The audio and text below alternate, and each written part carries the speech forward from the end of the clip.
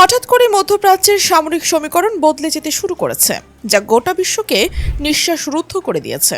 যেদিকে গত কয়েক সপ্তাহ ধরে কূটনৈতিক সমাধানের একটি আশা দেখা যাচ্ছিল, ঠিক সেইখানে নতুন এক কৌশলগত চাপের সূচনা হয়েছে। কিন্তু প্রশ্ন হচ্ছে, এর পেছনে আসলে কি চলছে? আর এখান থেকে শুরু হচ্ছে আসল এবং সবচেয়ে নাটকীয় আলোচনা। বর্তমান পরিস্থিতিতে ঠিক কি ঘটেছে তা বুঝতে গেলে গত কয়েক মাসের একটা পরিবর্তনের দিকে নজর দিতে হবে।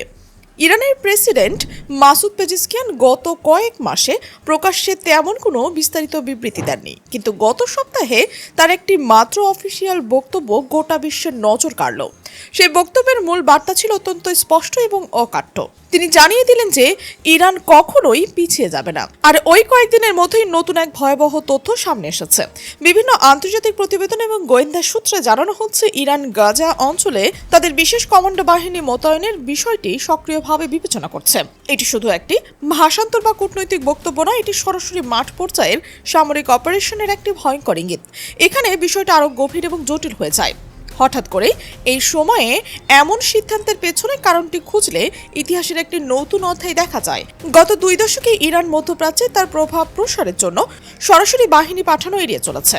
তারা ভারী বা প্রক্সি ফোর্সের মাধ্যমে সমগ্র অঞ্চল নিয়ন্ত্রণ করে এসেছে। হিজবুল্লাহ, হুথি এবং বিভিন্ন ইরাকি মিলিশিয়া গোষ্ঠী সবকিছুই ছিল ইরানি প্রশিক্ষণ এবং অস্ত্রের উপর নির্ভরশীল, কিন্তু সরাসরি কোনো টেকনিক্যাল কমান্ডো ইউনিট মাঠে নামতো না। কিন্তু বর্তমান পরিস্থিতি সম্পূর্ণ ভিন্ন।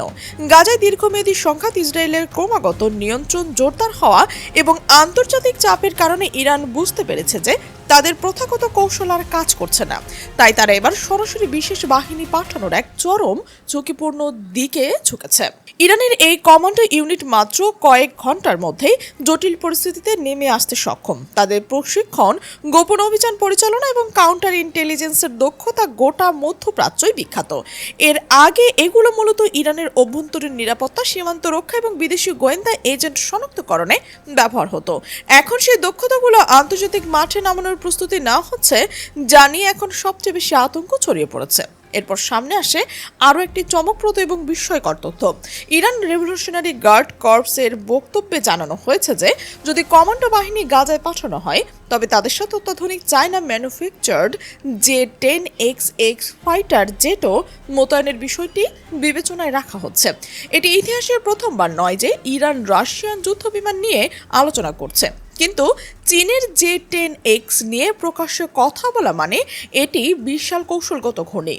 এই বিমানের সর্বোচ্চ গতি প্রতি ঘন্টায় 2400 কিলোমিটার। একবার ফুয়েল লোডে এটি 3900 কিলোমিটার পর্যন্ত যেতে পারে। এর অ্যাডভান্স AESC রাডার একসঙ্গে 16টি টার্গেট ট্র্যাক করতে পারে এবং একই সময় 10টির বেশি লক্ষ্যবস্তুকে আক্রমণ চালাতে সক্ষম। মধ্যপ্রাচ্যের আকাশে এমন যুদ্ধ বিমানের উপস্থিতি শুধু তাত্ত্বিক কথা নয়, এটি ইসরায়েলের এয়ার ডিফেন্স নেটওয়ার্ক, যুক্তরাষ্ট্রের মিত্র দেশগুলোর স্যাটেলাইট নজরদারি এবং স্থানীয় বায়ু নিয়ন্ত্রণ ব্যবস্থার সরাসরি একটি মারাত্মক চ্যালেঞ্জ তৈরি করবে। এটি পরিষ্কার বুঝিয়ে দেয় যে ইরান শুধু গ্রাউন্ড লেভেলের ঝুঁকি নিচ্ছে না, বরং তারা এয়ার ডিফেন্সের সমীকরণও বদলাতে চায়। এই তথ্য সামনে আসার পরপরই ইসরায়েলের কঠোর প্রতিক্রিয়া দেখতে শুরু করেছে যে নেতানিয়াহু তার মিত্র রাষ্ট্রগুলোর সাথে জরুরি বৈঠক শুরু করে দিয়েছে। ইসরায়েলের মতে ইরানের সরাসরি বাহিনী মোতায়েনে আন্তর্জাতিক আইনের চরম লঙ্ঘন। তারা যুক্তরাষ্ট্রের সাথে কূটনৈতিক এবং সামরিক সমন্বয়ের জন্য নিয়মিত এবং অত্যন্ত গোপনীয়তা যোগাযোগ রাখছে। যদিও বোঝাপড়া এবং যুদ্ধের সূচনা এড়ানোর জন্য চেষ্টা চলছে, কিন্তু প্রস্তুতির দিক থেকে তারা চরম সীমানায় পৌঁছেছে।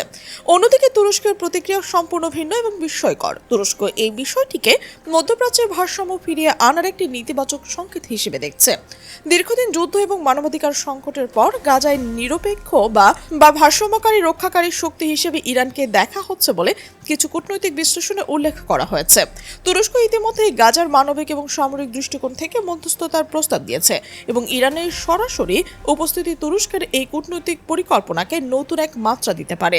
আর এই ভিন্ন মাত্রায় পুরো পরিস্থিতিকে আরও অনেক বেশি জটিল করে তুলেছে। মূল কৌশলগত বিশ্লেষণে যাওয়া হলে দেখা যায় ইরান ঠিক কেন এই সময়ে এত বড় ঝুঁকি নিচ্ছে। এর পেছনে লুকিয়ে রয়েছে 3টি গুরুত্বপূর্ণ ফ্যাক্ট। গাজায় ইসরায়েলের সামরিক উপস্থিতি ক্রমশ একটি স্থায়ী আকার ধারণ করেছে। ইরান যদি এখন নড়েচড়ে না বসে, তবে গাজার প্রশ্নে তারা প্রভাব চিরতরে কমে যাবে এবং রেজিস্ট্যান্স অ্যাক্সিসের নেতৃত্বের দাবি দুর্বল হয়ে পড়বে। একই সাথে চীন এবং ইরানের সম্পর্ক নতুন এক মাত্রা পেয়েছে। যে 10x সরবরাহের এই সম্ভাবনা প্রমাণ করে যে চীন এখন মধ্যপ্রাচ্যের কৌশলগত অস্ত্র সরবরাহকারী হিসেবে নিজেকে প্রতিষ্ঠিত করতে চায়, যা শুধু অস্ত্রের বিনিময় নয় বরং একটি নতুন ভূরাজনৈতিক অক্ষের গঠন। ইরান ভালোভাবে জানে যে সরাসরি কমান্ডো বাহিনী পাঠানো মানে ইসরায়েল এবং যুক্তরাষ্ট্রের সঙ্গে পুনরায় যুদ্ধের ঝুঁকি, কিন্তু তারপরও তারা সেই ঝুঁকি মোকাবেলার জন্য কূটনৈতিক এবং আন্তর্জাতিক জনমতের উপর ভরসা করছে। মধ্যপ্রাচ্যের সাধারণ মানুষ যুদ্ধের ক্লান্তি, ইউরোপের শান্তির চাপ এবং বিশ্ব অর্থনীতির অস্থিরতাকে তারা কাজে লাগাতে চায়। এখনো পর্যন্ত নিশ্চিত করে কোনো তারিখ বা চূড়ান্ত সিদ্ধান্ত ঘোষণা করা হয়নি ইরান কখন কমান্ডো বাহিনী পাঠাবে, তুরস্ক কী ধরনের মধ্যস্থতায় নেমে আসবে এবং চীন যে এক্স সরবরাহ এগিয়ে আসবে কিনা সবকিছু এখনো অনিশ্চয়তার মধ্যে রয়েছে। কিন্তু সামরিক বিশ্লেষকরা সতর্ক করে দিয়ে বলেছে, যদি ইরান সত্যি এই পদক্ষেপ নেয় তবে মধ্যপ্রাচ্যের নতুন এক ভয়াবহ যুদ্ধের সমীকরণ তৈরি হবে। ইসরায়েলের এয়ার ডিফেন্স সিস্টেম, যুক্তরাষ্ট্রের নিরাপত্তা নিশ্চয়তা এবং স্থানীয় মিলিশিয়া গোষ্ঠীগুলো মিলে পরিস্থিতি চরম স্পর্শকাতর হয়ে উঠবে। এর সঙ্গে যুক্ত হবে ভয়াবহ অর্থনীতির প্রভাব, হরমুজ প্রণালীর পেট্রোলিয়াম রুট, শিপিং লেন এবং গ্লোবাল এনার্জি মার্কেট সবকিছুই সরাসরি প্রভাবিত হবে। বিশ্ববাজারে ক্রুড অয়েলের মূল্য বৃদ্ধি পাবে, ইনফ্লেশনের চাপ এবং জ্বালানি সংকটের ঝুঁকি অনেক গুণ বেড়ে যাবে। আর যদি পরিস্থিতি আরো খারাপের দিকে যায় তাহলে এর প্রভাব শুধু মধ্যপ্রাচ্যের মধ্যে সীমাবদ্ধ থাকবে না, বরং পুরো বিশ্ব এর ধাক্কা সামলাতে হবে। ইতিহাস খেয়াল করলে দেখা যায় মধ্যপ্রাচ্যের সরাসরি বাহিনী মোতায়েনের চেষ্টা আগেও কয়েকবার হয়েছে। 1991 সালে উপসাগরীয় যুদ্ধ, 2003 সালে ইরাক আক্রমণ এবং 2020 সালে বাগদাদ বিমানের ড্রোন আক্রমণ। প্রতিটি ক্ষেত্রেই পরিস্থিতি দ্রুত আগুনের মতো ছড়িয়ে পড়েছিল। তবে এবারের পার্থক্য হলো সেকেল ছিল ব্লক ওয়ারের যুগ আর আজকের যুগ সাইবার অ্যাটাক, ড্রোন নেটওয়ার্ক এবং আন্তর্জাতিক মিডিয়া ওয়ার একসাথে মিলে কাজ করে। ইরান জানে যে সরাসরি আঘাতের চেয়ে কৌশলগত অনিশ্চয়তা অনেক বেশি কার্যকর, তাই তারা সম্ভবত পূর্ণাঙ্গ যুদ্ধ না করে সীমিত বিশেষ অভিযান, গোপন ঘাঁটি স্থাপন বা কমান্ড সেন্টার টার্গেটিং এবং আন্তর্জাতিক চাপ তৈরির কৌশল অবলম্বন করবে। আন্তর্জাতিক বিশ্লেষকরা এখন একটাই প্রশ্ন তুলছে, এই কৌশল কি টেকসই নাকি এটি নতুন এক বিধ্বংসী সংঘাতের সূচনা মাত্র? এখন পুরো বিশ্বের নজর সেই দিকেই। পরবর্তী কয়েক সপ্তাহে পরিস্থিতি কোন দিকে যায় এবং ইরান কি সত্যি এই চরম ঝুঁকি নেবে নাকি কূটনৈতিক বৈঠকের সব মিটিংয়েই না যাবে, সেটা এখন সবচেয়ে বড় এবং রহস্যময় প্রশ্ন। মধ্যপ্রাচ্যের এই সমীকরণ আর আগের মতো নয়। সরাসরি বাহিনী, অত্যাধুনিক যুদ্ধ বিমান, ইরান, চীন, অক্ষ এবং তুরস্ক মধ্যস্থতা মিলে এই নতুন কৌশলগত জ্যামিতি তৈরি হচ্ছে, যা ভাঙলে এর পুরো ধাক্কা পুরো বিশ্ব জুড়ে ছড়িয়ে পড়বে। ইরানের কমান্ডো বাহিনী গাজায় পাঠানোর মধ্যপ্রাচ্যে ভারসাম্য ফিরিয়ে আনবে নাকি নতুন এক সংঘাতের সূচনা করবে, সেই উত্তরের অপেক্ষায় এখন গোটা বিশ্ব।